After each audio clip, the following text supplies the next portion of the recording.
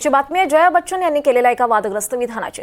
उत्तर प्रदेशातील प्रयागराजमध्ये सध्या महाकुंभमेळा सुरू आहे। या कुंभमेळ्यात 29 जानेवारीला मध्यरात्री 1:30 वाजण्याच्या सुमारास चेंगराचेंगरीची घटना घडली। यात किमान 30 जणांचा मृत्यू झालाय। या घटनेनंतर समाजवादी पक्षाच्या राज्यसभेच्या खासदार जया बच्चन यांनी महाकुंभ मेळाव्याबाबत मोठं विधान केलंय।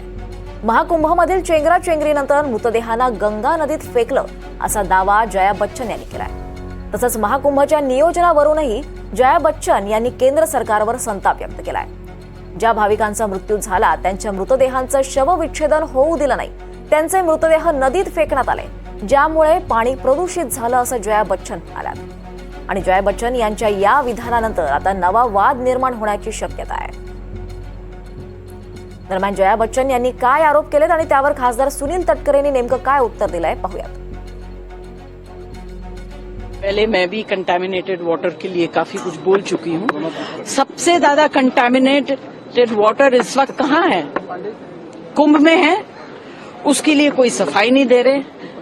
बॉडीज जो पानी में डाल दी गई हैं उससे पानी कंटामिनेट हुआ है।